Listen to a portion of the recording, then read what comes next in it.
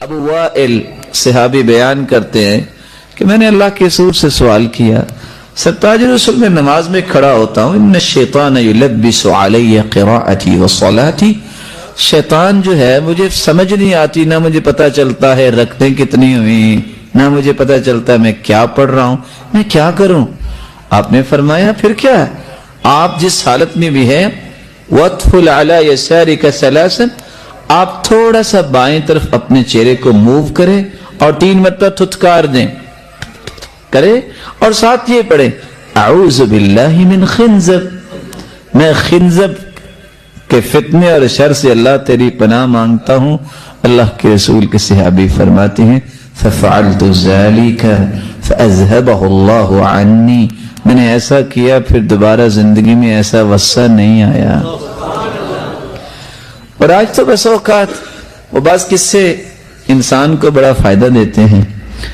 وہ ایک امام محترم نے نماز پڑھائی، بھول جاتا ہے، میں بھی بھول جاتا ہوں، آپ بھی کبھی بھول سکتے ہیں، تو عصر کی نماز پہ 3 رکعتوں کے بعد سلام پھیر دیا۔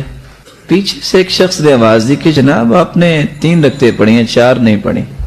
تو امام محترم نے پہلی صف سے پوچھا، کہتے نہیں 4 ہی پڑھی ہیں۔ دوسرے سے پوچھا، کہتے ہیں 4 ہی پڑھی۔ اس سے پوچھا کہ محترم آپ کو کیسے پتا چلا کہ میں نے 3 پڑھی؟ وہ کہتا ہے کمال کی بات ہے، میں ہر روز عصر کی نماز کی 4 رکھتے ہیں، 4 دکانوں کا حساب کرتا ہوں، میری ایک دکان بچ گئی ہے۔ یعنی آپ سوچئے کہ وہ بیچارہ کس دنیا میں پھر رہا ہے، اور حالت یہ ہے، آپ ناراض نہ ہوئیے گا، میں اور آپ آج عبادت میں کمزور ہو گئے۔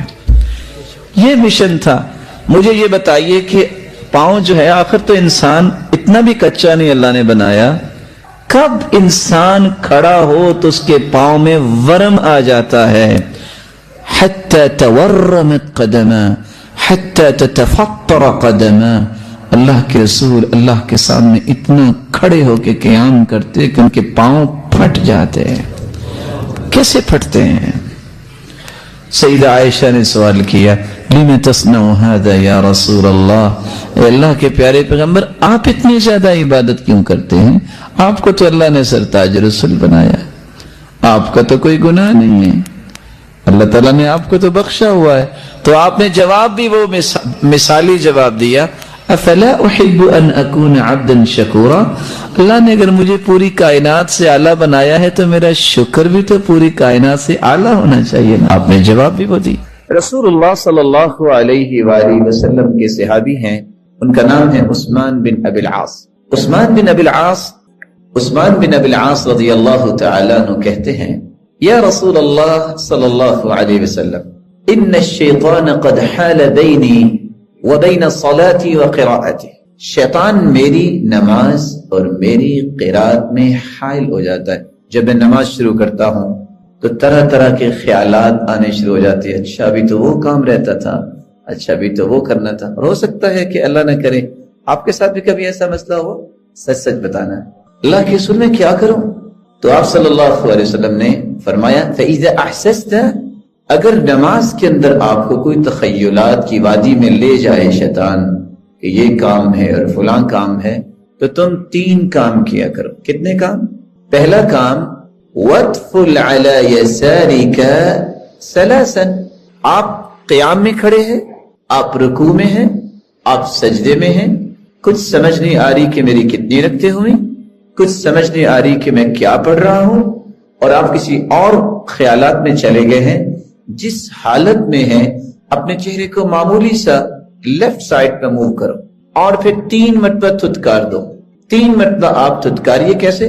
آپ قیام میں ہیں، معمولی سے لیفٹ کیجئے، 3 مرتبہ تھتکاریے، اور تیسرا کام یہ لفظ پڑھیے اعوذ باللہ من خنزب۔ آپ پسند کریں گے کہ ہم مل کے پڑھ لیں اعوذ باللہ من خنزب؟ رسول اکرم صلی اللہ علیہ وسلم نے فرمایا یہ شیطان ہے جس کا نام ہے خنزب، اس کا کام یہ ہے کہ نماز میں انسان کے خیالات کو ادھر ادھر لے جاتا ہے۔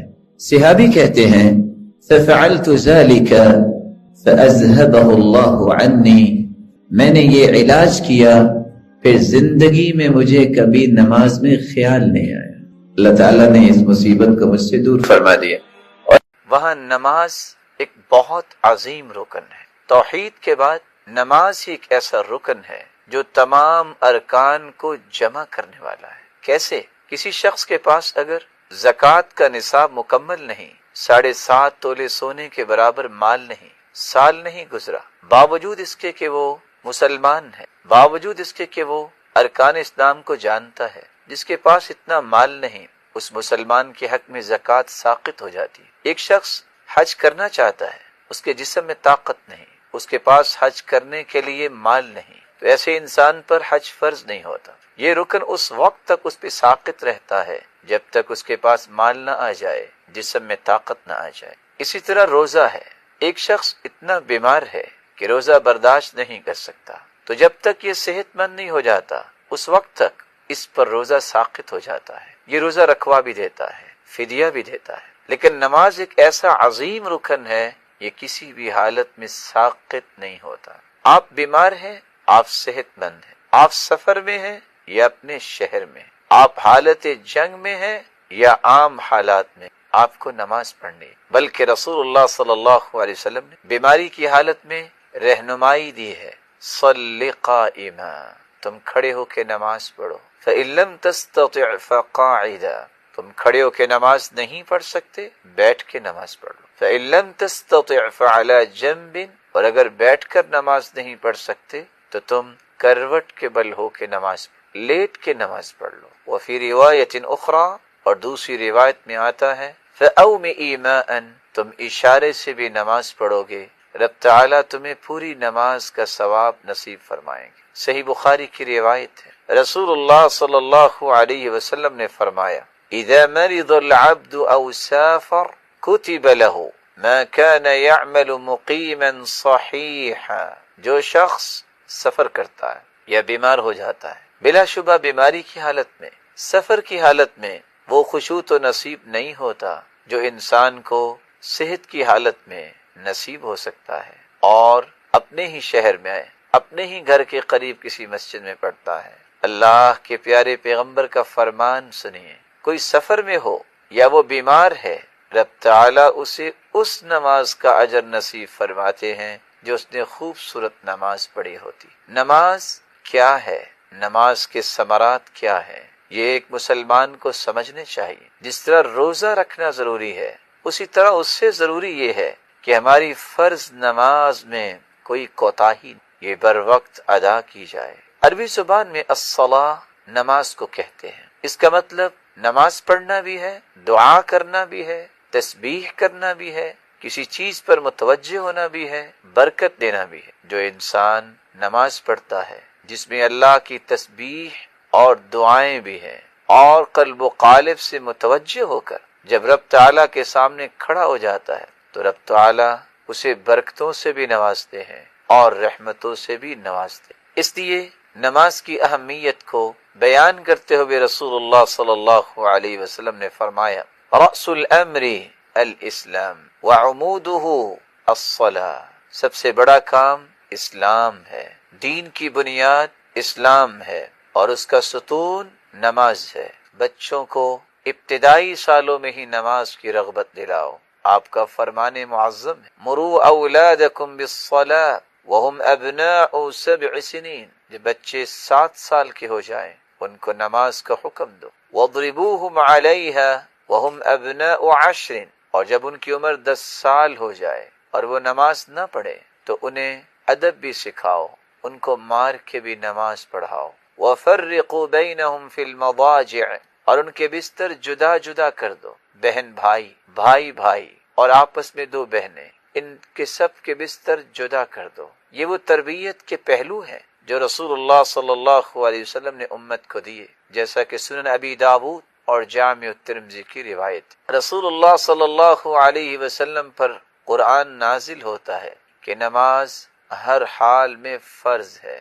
فَإِنْ خِفْتُمْ فَرِجَالًا أَوْ رُكْبَانًا فَإِذَا أَمِنْتُمْ فَاذْكُرُوا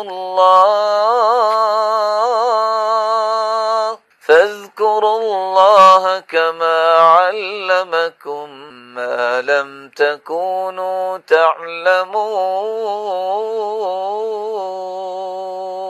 اگر تم حالت خوف میں ہو تو پیدل ہو یا سوار، جیسے ممکن ہو نماز کو ادا کرو، لیکن جب حالت میں امن میں آ جاؤ تو اللہ رب العزت کا ذکر کیا کرو. فاذکروا اللہ کما علمکم ما لم تکونوا تعلمون. پھر اللہ کا ذکر اس طریقے کے مطابق کرو جس طرح اللہ نے تمہیں سکھایا ہے اور تم نہیں جانتے تھے. نماز یہ تو رسول اللہ صلی اللہ علیہ وسلم کی آخری وصیت ہے. آپ صلی اللہ علیہ وسلم نے امت کے لیے کتنا خوبصورت پیغام چھوڑا ہے. صحیح الجامع کی روایت ہے، کان آخر کلام رسول اللہ صلی اللہ علیہ وسلم الصلاة اتقوا اللہ فیما ملکت ایمانکم. نماز کا خیال کرنا اور اللہ سے ڈر جانا اپنے ماتحتی میں کام کرنے والوں کے معاملات میں. بلکہ رسول اللہ صلی اللہ علیہ وسلم کی زندگی کا آخری عمل بھی نماز ہی تھا.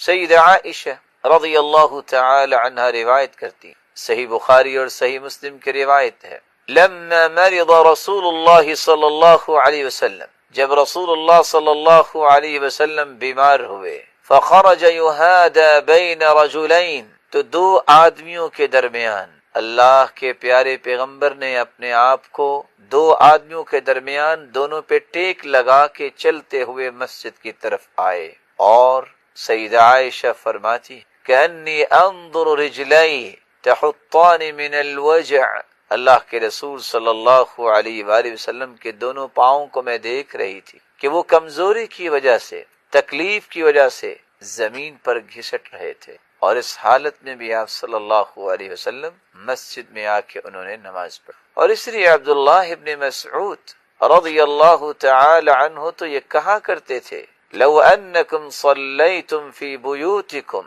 لترکتم سنت نبیکم وَلَضَلَلْتُمْ عَنْ سَوَاءِ السَّبِيلِ. اگر تم نے بغیر کسی شرعی عذر کے گھروں میں نمازیں پڑھنا شروع کر دی اور تم مسجدوں میں نہ گئے تو تم نبی کی سنت کو ترک کر دو گے، اور اگر تم نے نبی کی سنت کو ترک کر دیا لَضَلَلْتُمْ عَنْ سَوَاءِ السَّبِيلِ، تم سیدھی راہ سے گمراہ ہو جاؤ گے. نماز یہ دنیا اور آخرت کی کامیابیوں کا ایک بہت بڑا سبب ہے. اللہ ذوالجلال اس لیے قرآن مجید میں فرماتے ہیں، قد افلح المؤمنون الذين هم في صلاتهم خاشعون والذين هم عن اللغو معرضون والذين هم للزكاة فاعلون. کامیاب ہو گئے وہ لوگ جنہوں نے اللہ پر اپنے ایمان کو مضبوط. ایسے مومن کامیاب ہو گئے جنہوں نے اپنی نمازوں میں خشوع اختیار کیا، دل لگا کر نماز کو ادا کی. ان کے سجدے، ان کے رکوع، ان کے قیام میں طمانینت نظر آتی، پرسکون ہو کے نماز کو ادا کرتے ہیں. صحیح الجامع کی روایت ہے، ان الرجل لیصلی 60 سنہ، ایک آدمی 60 سال تک نماز پڑھتا ہے، وما تقبل له صلاۃ، لیکن قیامت کے دن ایک بھی نماز اس کی قبول نہیں ہو. کیا وجہ ہے؟ کیا اس نے بغیر وضو کے نماز پڑھی؟ ایسا نہیں. کیا اس نے سورۃ الفاتحہ نہیں پڑھی؟ کیونکہ سورۃ الفاتحہ جو نہیں پڑھتا اس کی نماز نہیں ہوتی. لا صلاۃ لمن لم يقرأ بفاتحة الكتاب، نہیں، ایسا نہیں. تو پھر کیا سبب ہے؟ سبب حدیث نے خود بیان کیا ہے، وَلَعَلَّهُ يَتِمُّ السُّجُودُ وَلَا يَتِمُّ الرُّكُوعُ.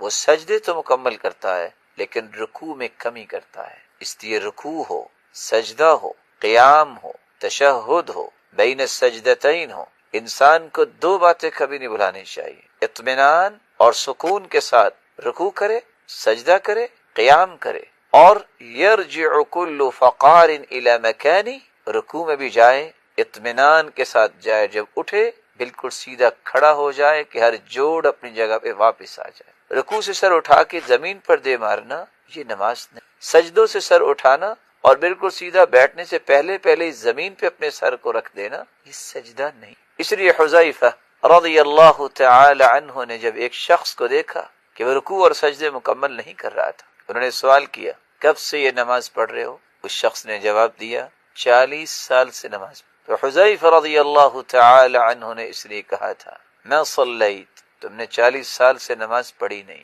ولو مت مت على غیر الفطرہ التي فطر اللہ علیہ محمد صلی اللہ علیہ وسلم، اگر تم اسی حالت میں فوت ہو جاؤ تو تم اس فطرت اسلام پہ نہیں مرو گے جس فطرت اسلام پر اللہ ذوالجلال نے اپنے پیغمبر محمد الرسول اللہ صلی اللہ علیہ وآلہ وسلم کو پیدا کیا ہے. اس لیے کامیابی اور کامرانی ان لوگوں کی قسمت میں اللہ تعالیٰ لکھتے ہیں جو ایمان لانے کے بعد نمازی بن اور نماز میں بھی خشوع اختیار کرتے. اس لیے رسول اللہ صلی اللہ علیہ وسلم نے فرمایا کہ جو شخص اچھا وضو کرتا ہے پھر 2 رکعتیں پڑھتا ہے یقبل بوجہہ وقلبہ، اپنے دل کو اپنے چہرے کو رب تعالی کی طرف متوجہ کرتا ہے، قبلہ رخ ہو جاتا ہے، صرف 2 رکعتیں پڑھ لیتا ہے، الا وجبت لہ الجنہ، اللہ ذوالجلال کے پیغمبر کی زبان اطہر سے نوید سنیے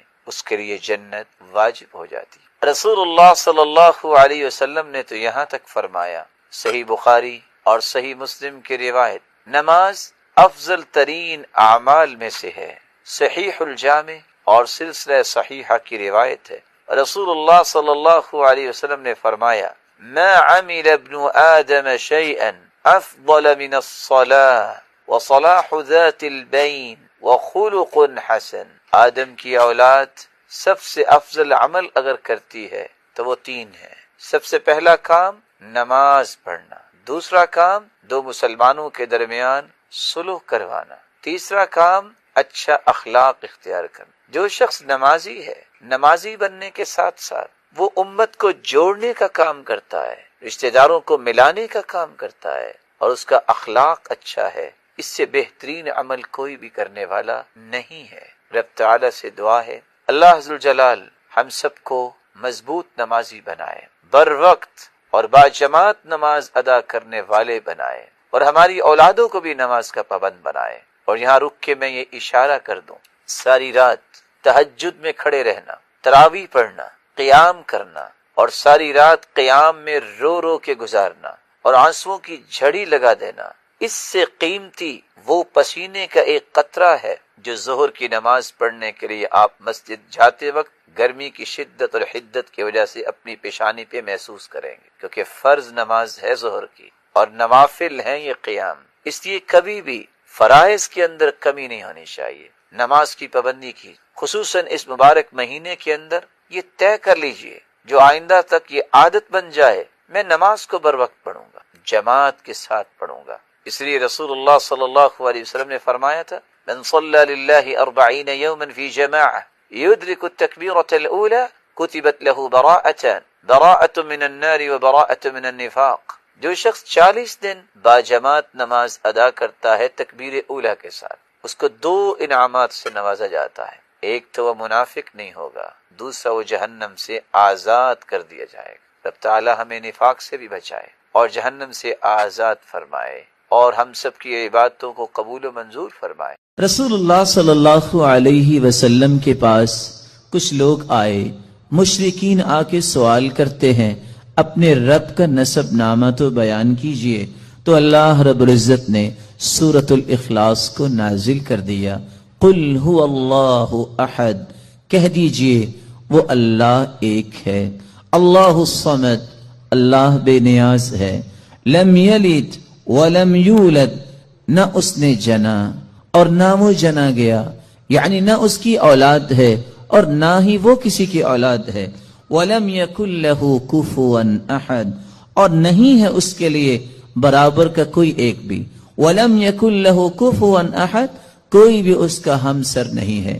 رسول اللہ صلی اللہ علیہ وسلم نے اس سورت کی عظمت کو بیان کرتے ہوئے فرمایا میرے صحابہ، یہ سورت ثلث القرآن ہے، قرآن کا 1/3 حصہ ہے.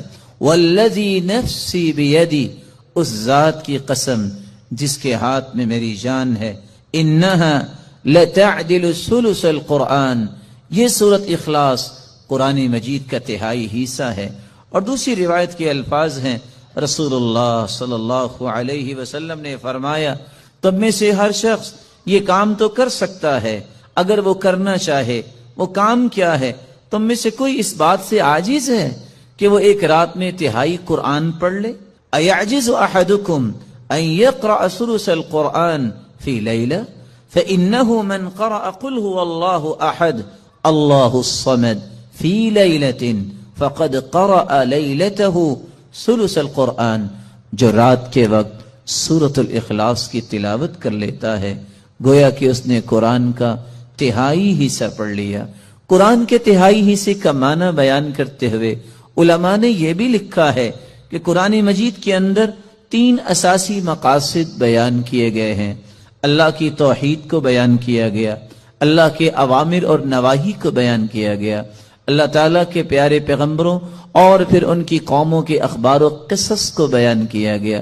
تو سورۃ الاخلاص علم التوحید، توحید کا ایک مرکز ہے، توحید کی حقیقت کو کھولنے والی یہ سورت ہے. اس لیے رسول اللہ صلی اللہ علیہ وسلم نے فرمایا جس شخص کی محبت سورت اخلاص سے ہوگی یہ محبت اسے جنت تک لے جائے گی. جامع الترمذی کی روایت ہے کہ ایک آدمی اللہ کے رسول صلی اللہ علیہ وسلم کے پاس آیا اور کہنے لگا انی احب هذه السورہ.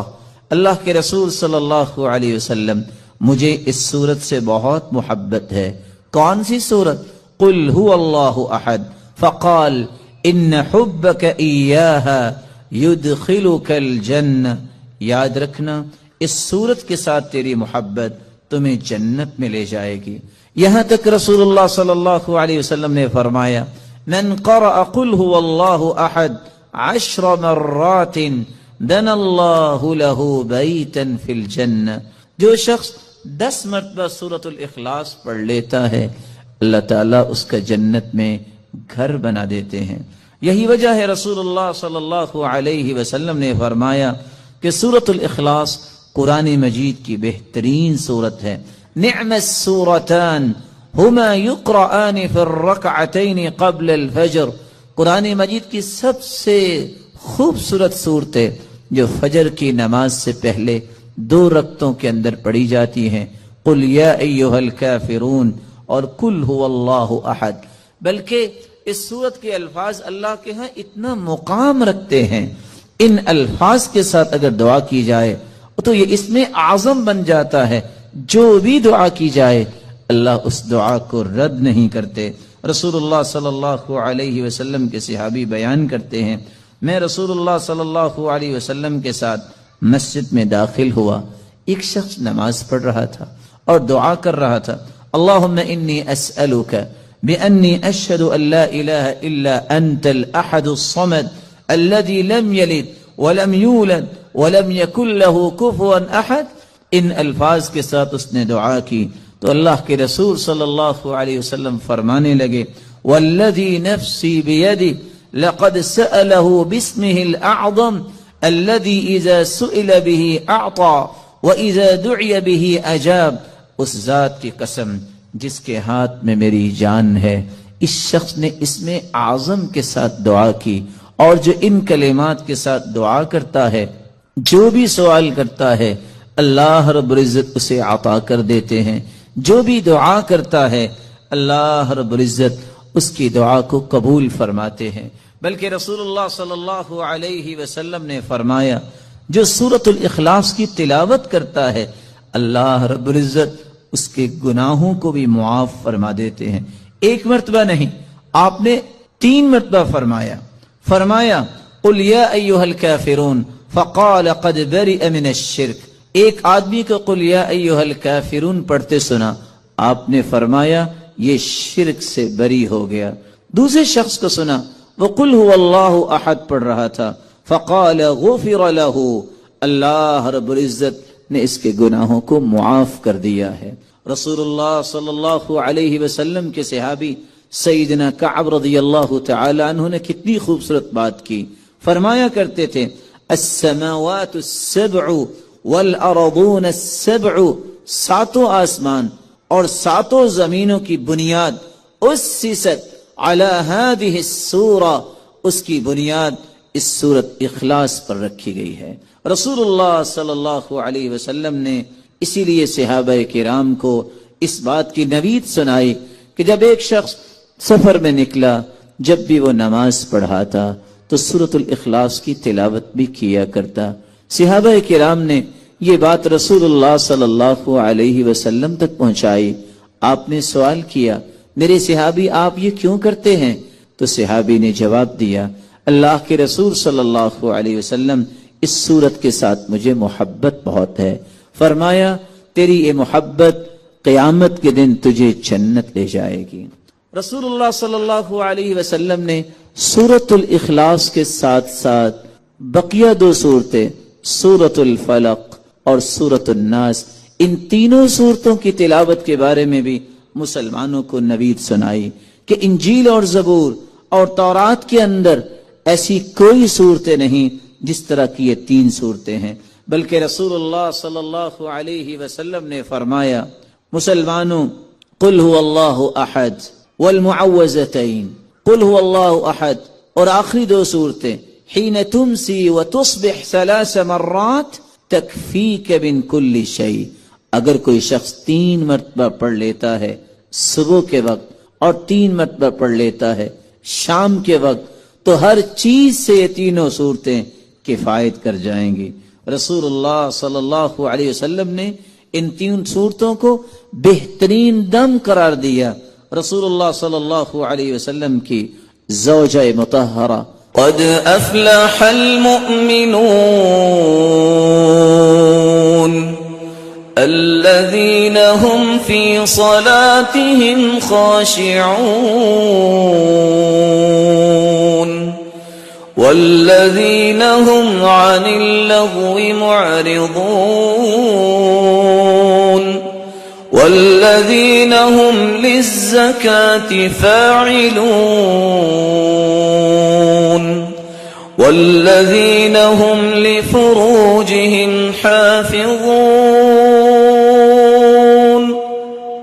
فلا پاکے ہیں وہ مومن جن کی نمازوں میں خشوع ہے، اور ساتھ اللہ نے 1 سے 2 3 4 باتیں بتا دی کہ اگر کوئی شخص چاہتا ہے کہ خشوع مجھے مل جائے، سب سے پہلا قاعدہ وہ اختیار کرے کہ میں نے لغویات سے اپنے آپ کو بچانا ہے، میں نے اپنی ذمہ داریوں کو ادا کرنا ہے، اپنے مال کی برکت، مال کی پاکیزگی، سوچ میں برکت، سوچ کی پاکیزگی اس وقت تک ممکن نہیں جب تک میرے مال کی زکوٰۃ ادا نہیں ہو۔ اور تیسری بات، عزت پہ کوئی کمپرومائز نہیں، اللہ کی نافرمانی کی طرف نہیں جائے گا۔ ایک شخص آنے والا کہتا ہے، سرتاج رسول صلی اللہ علیہ وسلم 2 خواہشیں ہیں، کہ بتائیے؟ کہ جی چاہتا ہے میں کائنات میں سب سے نیک بن جاؤں۔ کتنی بڑی خواہش! قال اتق المحارم تکن اعبد الناس، حرام چیزوں کے قریب نہ جانا، تم سے بڑھ کے دنیا میں کوئی نیک نہیں ہوگا۔ کہا سرتاج رسول ایک اور بھی خواہش ہے، کہا فرمائیے؟ کہ جی چاہتا ہے جس طرح میں پوری دنیا سے نیک بن جاؤں، پوری دنیا سے امیر بھی بن جاؤں۔ کہا بن سکتے ہو؟ وارض بما قسم اللہ لک تکن اغنى الناس، جو کچھ اللہ نے تمہیں دیا ہے اس پہ راضی ہو کے کہہ دو الحمدللہ، اللہ تیری ہی تعریفیں ہیں، میں تو اس لائق نہیں تھا جو تو نے عطا کر دیا ہے۔ تم پوری کائنات سے امیر اور غنی بن جاؤ۔ نماز کے اندر جس شخص کے جسم اور اعضاء میں سکون پیدا نہیں ہوتا وہ خشوع کو نہیں سمجھتا۔ تیسرا معنی التواضع، جب تک اس کے اندر عز و انکساری نہیں آتی نماز پڑھتے وقت، اس وقت تک بھی وہ خشوع کا معنی نہیں سمجھا۔ وَإِنَّهَا لَكَبِيرَةٌ إِلَّا عَلَى الْخَاشِعِينَ،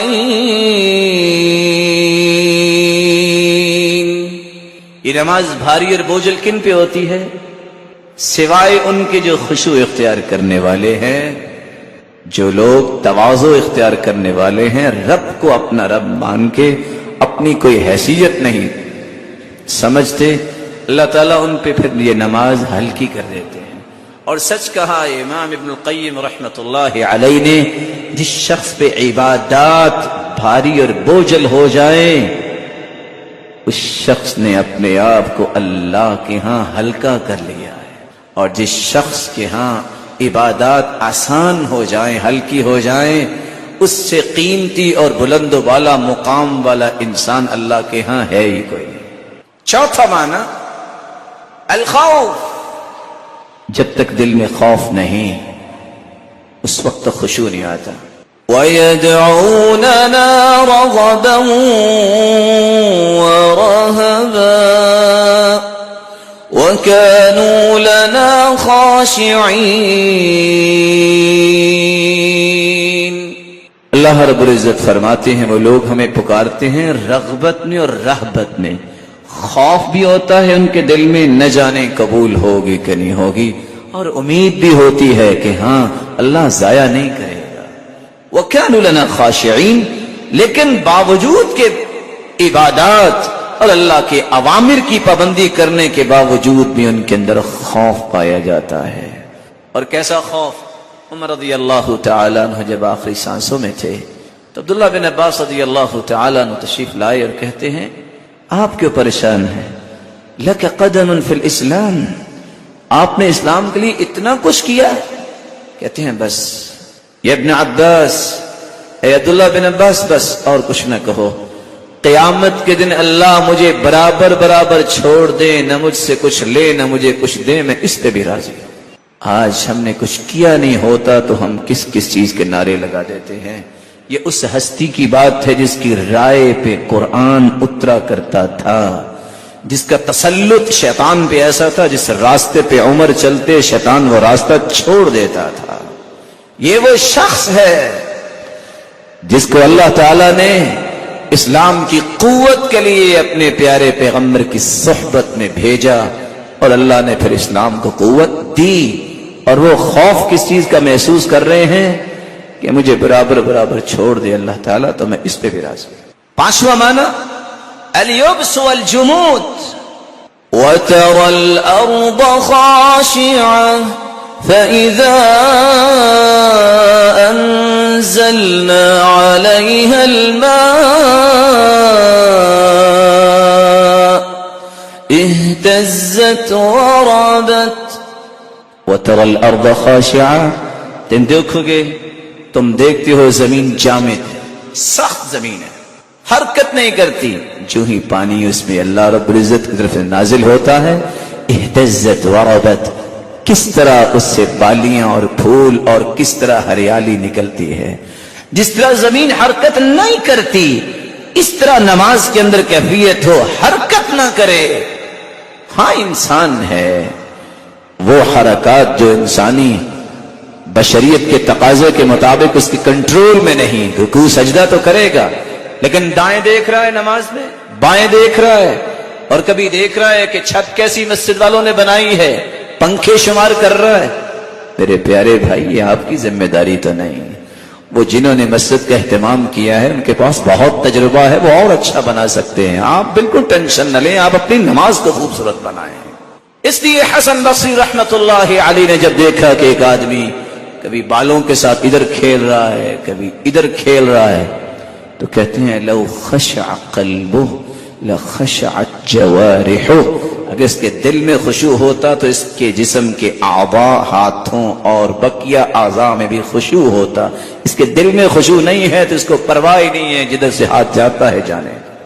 اور علی رضی اللہ تعالی عنہ اس لیے کہا کرتے تھے خشوع یہ ہے اللہ یلتفت یمینا ولا شمالا، خشوع یہ ہے کہ دائیں بائیں تمہیں دیکھنے کی ضرورت نہیں، ولا يعرف من عن یمینی وعن شمالی، اور اس کو اس کی پہچان کی بھی ضرورت نہیں ہے کہ میرے ساتھ دائیں طرف کون کھڑا ہے اور بائیں طرف کون کھڑا ہے۔ اور جو یہ پہچان کرنے کی کوشش کرتے ہیں اور پہچان کر کے نمازیں پڑھتے ہیں کہ آج وہ فلاں مجھے دیکھ رہا ہے تو مجھے نماز خوبصورت پڑھنی ہے، وہ رب کی مراقبت کو نہیں سمجھتا کہ میرا رب دیکھ رہا ہے۔ قیامت کا دن ہوگا، صحیح بخاری کی روایت ہے، یکشف ربنا سبحانہ وتعالی عن ساقہ فيسجد له كل مؤمن ومؤمنة. قیامت کے دن مالک الملک اپنی مبارک پنڈلی سے نور کے پردے ہٹائیں گے، ہر مومن مرد اور مومنہ عورت جو ہے وہ سجدے میں گر جائے گا.